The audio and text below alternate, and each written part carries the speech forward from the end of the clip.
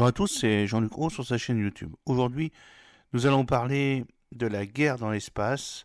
En effet, c'est une guerre de normes dans une industrie spatiale révélatrice d'un rapport de force asymétrique. Et oui, il s'agit dans cette guerre d'une influence normative et culturelle, et c'est le cas, par exemple, on voit dans le cas des modules d'amarrage de l'ISS.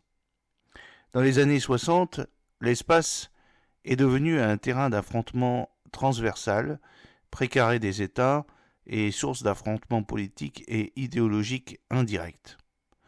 Depuis lors, les États n'ont cessé de redéfinir le rôle de l'espace. La course à l'espace, qui a imposé des défis tant sur le plan économique que technologique, a progressivement laissé place à un développement de la coopération à l'échelle mondiale. La coopération implique une contribution commune à une entreprise collective. Ainsi, l'espace est désormais configuré dans un domaine de coopération où souveraineté nationale, acteurs privés et investissements transversaux coexistent, collaborent et se confondent. L'espace est un environnement singulier avec une haute valeur stratégique. Dans ce contexte, les infrastructures spatiales sont devenues des instruments clés de la mondialisation et des atouts stratégiques incontournables fournissant un appui terrestre, maritime et aérien aux États dans leur politique d'observation et d'intervention, à la fois civile et militaire. Par exemple, les satellites renforcent les connaissances scientifiques et sécuritaires en suivant et en gérant le trafic aérien, en fournissant des alertes en cas de catastrophe ou en offrant des prévisions météorologiques, tant au niveau national qu'international. De plus, ces infrastructures spatiales ont permis et continuent de permettre un accès aux modes de vie modernes en référence à l'utilisation de l'Internet et de la 5G, de la télévision, de la radio, des téléphones, des transactions bancaires, de la géolocalisation connue sous le nom de GPS, Global Positioning System, ainsi que l'utilisation de canaux de communication sécurisés. De plus, elles sont présentées comme un atout stratégique dans les domaines du renseignement et de la surveillance, un service particulièrement utile aux forces armées. En effet, les satellites sont des vecteurs de la maîtrise de l'information. Les infrastructures spatiales permettent donc la visibilité, l'écoute et la diffusion stratégique des données collectées, assurant en partie la supériorité militaire à ceux qui possèdent ces ressources. Globalement, il a été estimé par Florence Parly que chaque jour, plus de 10 satellites sont en moyenne utilisés par un consommateur.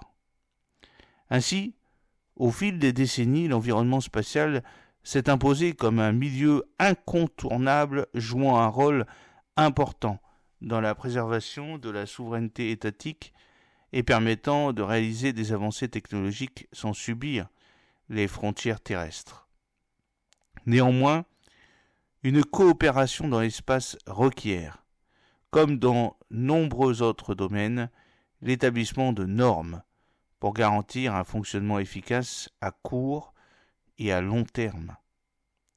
Le domaine spatial étant complexe et peu perméable, contrairement au domaine terrestre, maritime et aérien, un haut degré de normes est nécessaire pour assurer l'interopérabilité des projets spatiaux. Cependant, les contraintes spécifiques du domaine spatial font que les normes qui y sont appliquées sont uniques. En effet, dans cet environnement, tout est planifié, exécuté sur le long terme pour des raisons diverses, recherche et développement, contraintes budgétaires, considérations politiques, etc. Ainsi, une norme peut être en vigueur sur une période prolongée et l'espace est pensé dans une perspective à long terme. Par exemple, certains matériaux utilisés dans les années 60 sont devenus la norme en raison de leur utilité et sont encore utilisés aujourd'hui car ils sont difficiles à remplacer et à adapter. Remplacer le SAS d'un satellite, par exemple, s'avère particulièrement complexe et onéreux. L'espace est devenu en lui-même un environnement normatif. Ainsi, il semble intéressant de se questionner sur l'origine de ces normes. Ces dernières, facilitant les échanges et prônant la coopération, se révèlent être en réalité de redoutables outils d'influence et de manipulation des marchés économiques. Ainsi, cette petite vidéo cherche à souligner la naïveté caractérisée de la question normative en mettant en lumière les rapports de force sous-jacents au développement de l'industrie spatiale mondiale. C'est dans ce contexte que la Station spatiale internationale ISS a été construite. En tant que symbole de la coopération spatiale, elle est le résultat de la mise en place d'une succession de normes visant à faciliter les échanges, assurer la durabilité et la rentabilité. Plus précisément, certaines parties stratégiques de la station sont le fruit de l'imposition de normes sans lesquelles elle ne serait plus viable. C'est notamment le cas de ces modules d'amarrage. Alors rappelons un peu les modules d'amarrage qui sont un bras de fer entre la Russie et les États-Unis depuis les années 70. Rappelons-nous par exemple, en 1975, Apollo-Soyouz Test Project, ASTP, qui a été en fait une affaire de sexe. Ce bras de fer normatif fut initié le 24 mai 1975 lorsque l'astronaute soviétique Alexei Leonov et l'astronaute américain Thomas Stafford se sont serrés la main dans l'espace après l'amarrage de leurs deux vaisseaux concurrents en orbite basse. Ce rendez-vous spatial en orbite a symboliquement marqué la fin de la course à l'espace et le début de la coopération spatiale entre les deux grandes puissances. Néanmoins, cette diplomatie de façade ne s'est jamais traduite en réel apaisement. En effet, la confrontation indirecte qui caractérisait la guerre froide semble s'être transformée en une compétition pour l'influence, mettant en évidence un premier rapport de force. Au-delà de l'image historique associée à cet événement, cette poignée de main a déclenché un processus complexe de transfert de données, de communication et d'échange entre l'Académie des sciences de l'Union soviétique à Moscou et la NASA. L'amarrage, qui a nécessité la conception d'un module de jonction entre les deux vaisseaux étrangers, a mis en lumière l'importance stratégique de ce composant. Du point de vue de la coopération, la conception d'un module de rattachement offrait la possibilité d'approfondir la collaboration et d'apporter une assistance en cas de besoin. Cependant, au-delà des enjeux sécuritaires, il s'agissait indéniablement d'une mission de nature politique. En raison des différences de conception entre les deux vaisseaux, les ports d'amarrage d'origine n'étaient pas compatibles.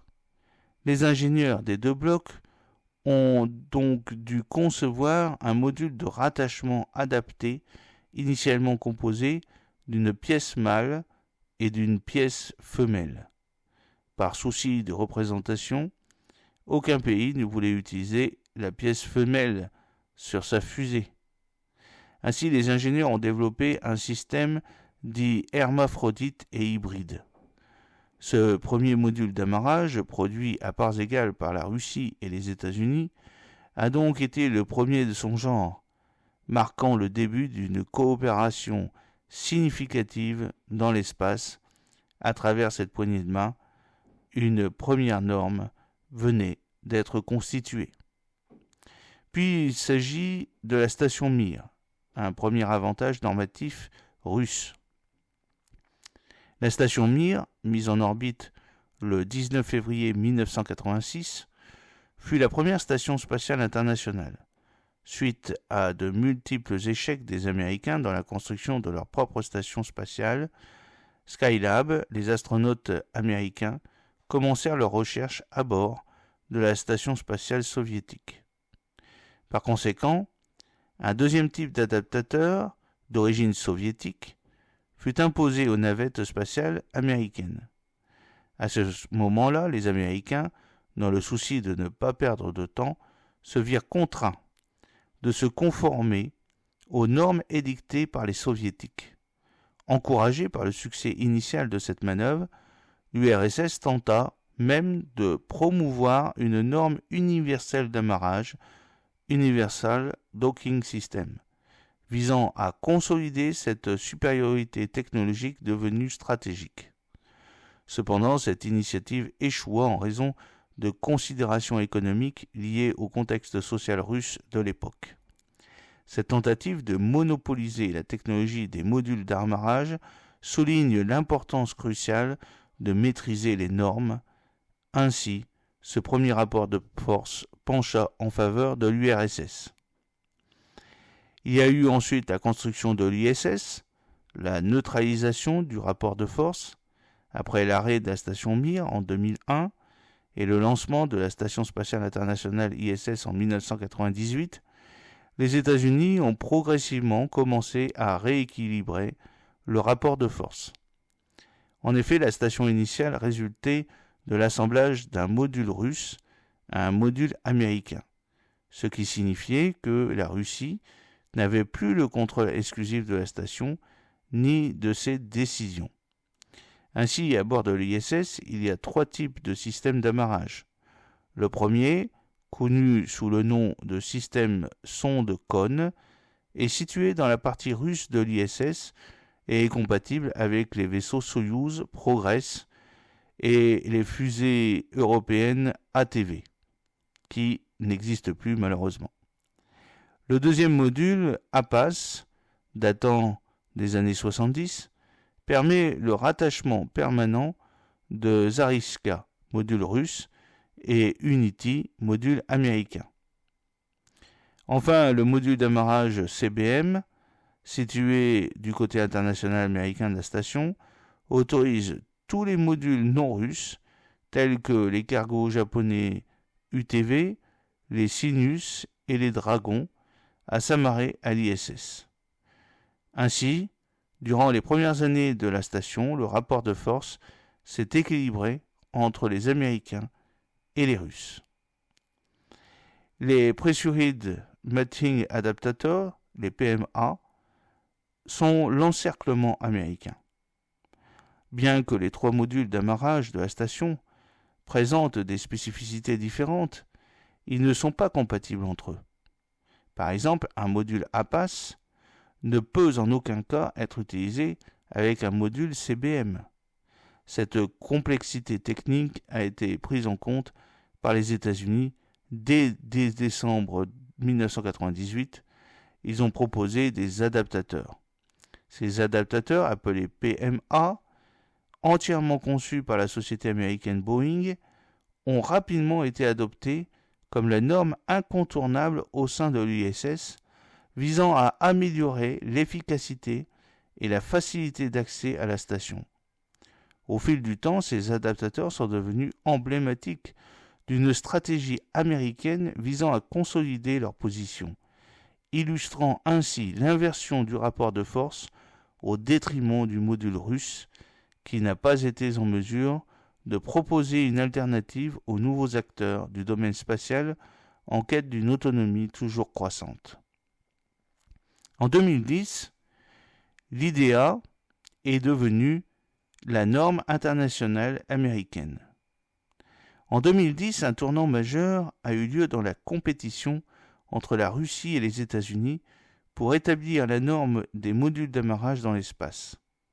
À cette date, les États-Unis ont fait valoir leurs normes en introduisant l'IDEA, International Docking Adaptator, développé par Boeing, et ont obtenu la reconnaissance formelle et l'adhésion des principales puissances spatiales, y compris l'Union européenne. Mais l'agence spatiale russe, Roscosmos, a officiellement reconnu cette norme, marquant ainsi la fin de cette rivalité. Cette victoire consacre les États-Unis comme leader dans ce domaine. L'International Docking System Standard, IDSS, fut le coup de grâce. L'IDSS, également connu sous le nom de NASA Docking System, représente la mise en pratique de la norme qui découle de l'adoption de l'IDEA comme standard officiel pour l'amarrage standard international. À partir de 2010, la plupart des véhicules spatiaux en cours de développement ont été conçus avec un système d'amarrage conforme à cette norme. C'est le cas notamment des Crew Dragon de SpaceX et de la capsule Orion, dont la construction implique des entreprises européennes telles que Airbus et Thales Alenia Space. Cette officialisation a permis aux États-Unis d'établir leur monopole sur la norme des modules d'amarrage. La création d'un système de monopole dès la porte d'entrée. Depuis les années 70, les États-Unis ont su s'imposer comme acteurs indispensables concernant l'accès à la Station spatiale internationale, créant ainsi une asymétrie du rapport de force. Cette fonction stratégique, en apparence modeste, confère aujourd'hui aux États-Unis un avantage stratégique et économique à long terme. En effet, chaque initiative entreprise par les États-Unis depuis cette période a conduit à l'acquisition d'un monopole. Ce monopole se traduit en valeur économique car tout vaisseau spatial souhaitant interagir avec la Station spatiale internationale et bientôt avec la Lunar Spatial Lunar Gateway, actuellement en construction, doit se conformer aux normes établies. Cela favorise également l'industrie spatiale américaine, ouvrant ainsi la voie à davantage de contrats qui renforcent la mainmise des États-Unis sur l'industrie spatiale à l'échelle mondiale. Ainsi, les modules d'amarrage revêtent une importance stratégique cruciale, une réalité comprise et anticipée par les États-Unis. Ils ont ainsi instauré un système de monopole légitimé par les acteurs étatiques spatiaux sous le label de l'international. Il devient clair que pour participer, il est impératif de se conformer. Airbus suit cette tendance en adaptant ses normes, renforçant ainsi le monopole américain. Bien que l'uniformisation du savoir-faire puisse sembler logique pour garantir un fonctionnement harmonieux, elle met en lumière un déséquilibre de pouvoir asymétrique entre les États-Unis et le reste du monde. Il devient ainsi évident que derrière l'appellation internationale, c'est souvent la NASA qui se trouve en coulisses, dictant les règles de jeu. Il s'agit donc d'un rapport de force asymétrique à double vitesse reposant sur l'intelligence économique. Il s'agit surtout d'une stratégie de l'étouffement. Avec la mise en place des PMA, les États-Unis adoptent une stratégie plus agressive pour renforcer leur monopole au sein de l'ISS. Dès la répartition des droits d'utilisation de la Station spatiale internationale, la NASA obtient 76,6% des droits contre 8,3% pour les Européens, 12,8% pour la JAXA et 2,3% pour l'Agence spatiale canadienne. De plus, avant l'introduction des PMA et la possibilité pour les lanceurs européens de rejoindre l'ISS, la NASA avait négocié 55% des droits d'utilisation du laboratoire Columbus en échange de l'utilisation des fusées américaines pour les lanceurs européens. Cette stratégie visait à maximiser le rendement économique. Les États-Unis avaient alors évalué leurs atouts et faiblesses au sein de l'ISS, ainsi que leurs leviers d'action, et avaient ciblé les besoins et compétences des Européens. Cette offensive ciblée, associée à l'importance stratégique attribuée à l'environnement spatial, a conduit les Européens à se retrouver sous l'influence des Américains, comme dans d'autres domaines, renforçant ainsi la présence de ces derniers dans l'espace. Par ailleurs, l'omniprésence des Américains dans les négociations s'explique par deux facteurs. D'une part, le contexte historique inciter les échanges des Européens à se faire avec les Américains plutôt qu'avec les Russes. Et d'autre part, sur le plan pratique, l'accès au sas d'entrée américain est plus large que celui russe, permettant ainsi le transport de matériel plus volumineux. Il a fallu attendre jusqu'en 2006 pour qu'un premier astronaute européen, Thomas Reiter, puisse rejoindre l'ISS, alors que cette dernière avait été mise en orbite le 20 novembre 1998. Ainsi, cette stratégie d'étouffement à laquelle les Européens n'ont pas su résister reposait sur une anticipation des faiblesses américaines comme le manque de matériel de recherche, ainsi que sur une analyse approfondie des rapports de force et des capacités de l'adversaire à ce moment-là. Cela a créé une situation de dépendance, utilisée comme monnaie d'échange à fort rendement économique, car dans le processus de construction et de mise en activité de Columbus, les Américains n'avaient rien dépensé et en tirent un bénéfice plus important que les Européens. La stratégie du bon samaritain devenant protagoniste. Après cette première stratégie offensive, les États-Unis ont adopté une approche plus douce mais redoutable, celle de la domination par la norme. Cette stratégie vise à devenir incontournable en s'appropriant, le cas échéant, le monopole d'un élément hautement stratégique de l'ISS, tout en se présentant comme la figure du bon samaritain. En effet, sans le développement de l'adaptateur PMA, l'ISS redeviendrait la chasse gardée et exclusive des États-Unis et de la Russie, pénalisant ainsi davantage les autres acteurs spatiaux engagés dans une quête d'autonomie croissante. De plus, les Américains contrôlent la production des PMA en confiant le marché de la construction à Boeing, s'assurant ainsi un monopole économique et technologique de l'IDEA. Cette possibilité de maîtriser l'ensemble de la chaîne de production non délocalisable constitue un avantage indéniable pour les États-Unis, renforçant ainsi leur autonomie. Sous l'apparence du bon samaritain, les États-Unis influencent profondément un secteur entier de l'industrie spatiale, mettant en évidence leur influence déterminante.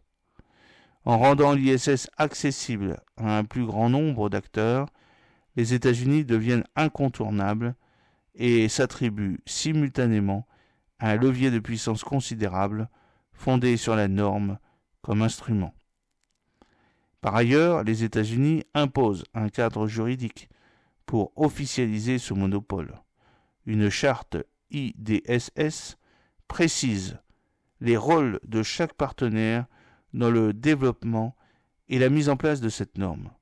Dans cette charte, la NASA est désignée comme responsable de la gestion globale du projet, tandis que l'ESA, Agence spatiale européenne, Roscosmos, l'agence spatiale russe, la JAXA, l'agence spatiale japonaise, et l'ASC, l'agence spatiale canadienne, ne sont que des partenaires secondaires, soulignant ainsi l'asymétrie du rapport de force dans ce cas précis.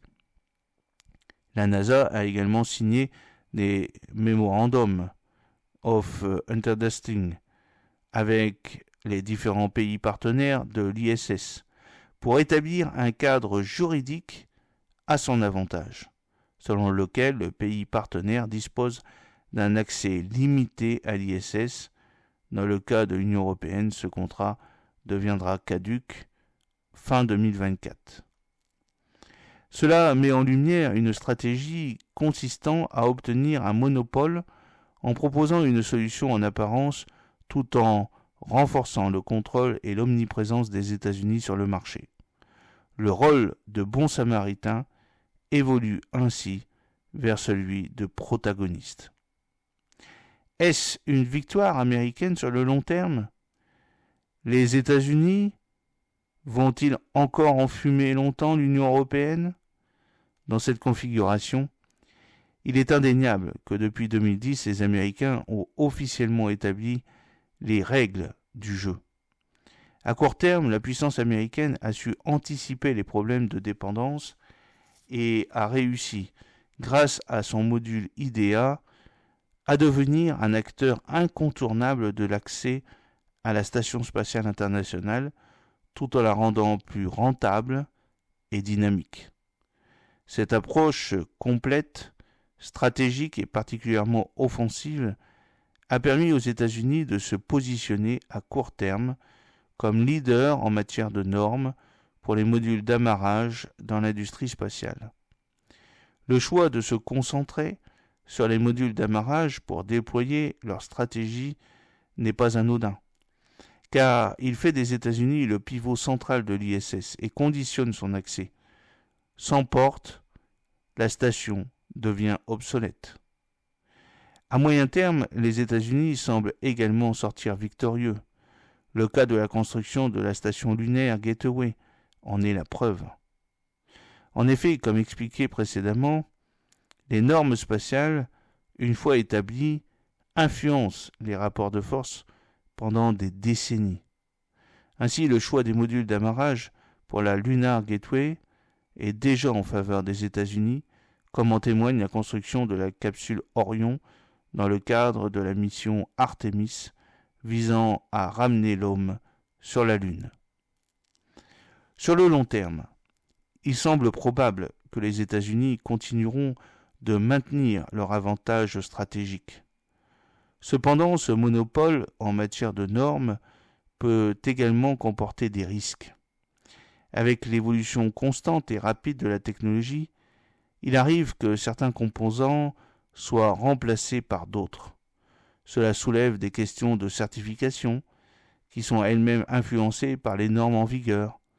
En cas de modification d'une pièce, l'ensemble du système doit être certifié pour être conforme à la nouvelle norme, ce qui prend du temps. Les États-Unis ont déjà été confrontés à cette situation, obligeant leurs scientifiques à chercher des microprocesseurs 68 000 dans les poubelles des hôpitaux pour remplacer certaines pièces de leurs fusées. Certaines anecdotes, bien que surprenantes, mettent en lumière le manque de réflexion stratégique en amont pour maintenir une industrie cohérente. Ainsi, dans le domaine spatial, il est crucial de prendre en compte les perspectives à long terme, tant en termes de vision stratégique que de capacité industrielle. La quête incessante d'innovation peut parfois entraîner vers des impasses. En ce qui concerne l'Union européenne, celle-ci a proposé sa propre norme d'amarrage, l'IBDM, International Berthing and Docking Mechanism, qui est compatible avec l'IDEA. Cette initiative de l'ESA démontre les capacités de l'Europe à collaborer pour faciliter les processus. L'Union européenne possède donc les compétences nécessaires pour établir une norme. De plus, grâce à sa diversité, l'Union européenne est en mesure de maintenir ses compétences stratégiques en interne, ce qui lui permettra dans les années à venir d'influencer plus largement les rapports de force et de puissance en devenant plus offensive et consciente de ses compétences et de ce qu'elle a à offrir. Cette lutte des normes dans l'industrie spatiale semble refléter le principe de compétition, dans lequel la coopération dissimule en réalité une véritable compétition, comme le suggère cette vidéo. J'espère que cette petite vidéo vous a plu. N'oubliez pas de cliquer sur le pouce pour la promouvoir, de vous abonner si ce n'est pas encore fait, et de partager cette vidéo sur vos réseaux sociaux. À très bientôt, fidèlement, Jean-Luc O.